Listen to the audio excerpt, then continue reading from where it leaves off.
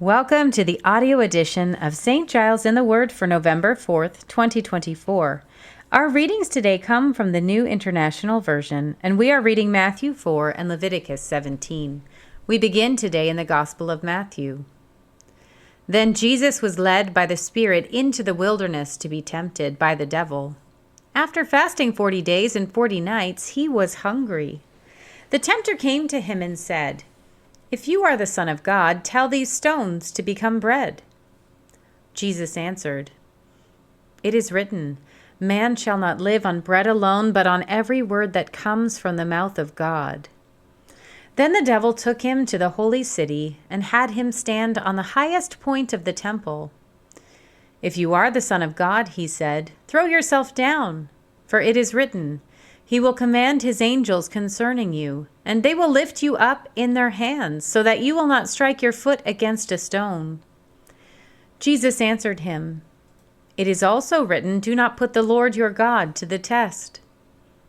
Again the devil took him to a very high mountain, and showed him all the kingdoms of the world and their splendor. "All this I will give you," he said, "if you will bow down and worship me." Jesus said to him, "Away from me, Satan, for it is written, 'Worship the Lord your God and serve him only.'" Then the devil left him, and angels came and attended him. When Jesus heard that John had been put in prison, he withdrew to Galilee. Leaving Nazareth, he went and lived in Capernaum, which was by the lake in the area of Zebulun and Naphtali, to fulfill what was said through the prophet Isaiah. "Land of Zebulun and land of Naphtali, the way of the sea beyond the Jordan, Galilee of the Gentiles. The people living in darkness have seen a great light. On those living in the land of the shadow of death, a light has dawned." From that time on, Jesus began to preach, "Repent, for the kingdom of heaven has come near." As Jesus was walking beside the Sea of Galilee, he saw two brothers, Simon called Peter and his brother Andrew. They were casting a net into the lake, for they were fishermen. "Come, follow me," Jesus said, "and I will send you out to fish for people." At once they left their nets and followed him. Going on from there, he saw two other brothers, James, son of Zebedee, and his brother John. They were in a boat with their father Zebedee, preparing their nets. Jesus called them, and immediately they left the boat and their father and followed him. Jesus went throughout Galilee, teaching in their synagogues, proclaiming the good news of the kingdom and healing every disease and sickness among the people. News about him spread all over Syria, and people brought to him all who were ill with various diseases, those suffering severe pain, the demon-possessed, those having seizures, and the paralyzed, and he healed them. Large crowds from Galilee, the Decapolis, Jerusalem, Judea, and the region across the Jordan followed him. We turn now to Leviticus 17. The Lord said to Moses, "Speak to Aaron and his sons and to all the Israelites and say to them, 'This is what the Lord has commanded.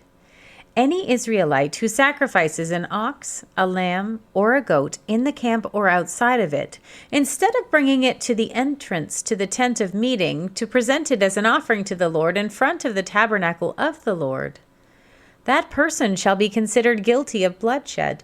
They have shed blood and must be cut off from their people. This is so the Israelites will bring to the Lord the sacrifices they are now making in the open fields. They must bring them to the priest, that is, to the Lord, at the entrance to the tent of meeting and sacrifice them as fellowship offerings.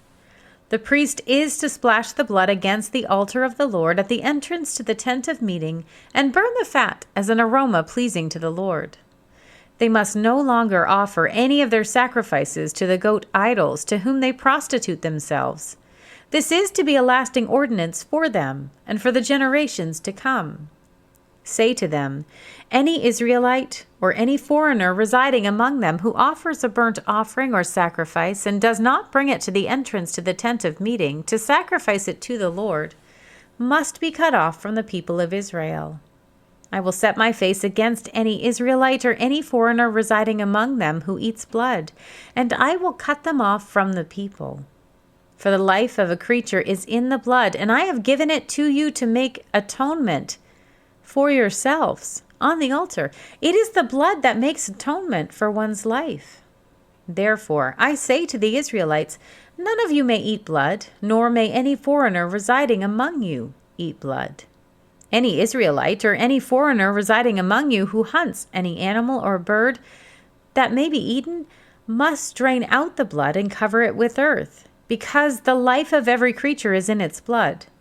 That is why I have said to the Israelites, you must not eat the blood of any creature, because the life of every creature is in its blood. Anyone who eats it must be cut off. Anyone, whether native born or foreigner, who eats anything found dead or torn by wild animals, must wash their clothes and bathe with water, and they will be ceremonially unclean till evening. Then they will be clean. But if they do not wash their clothes and bathe themselves, they will be held responsible. Here ends our reading for today.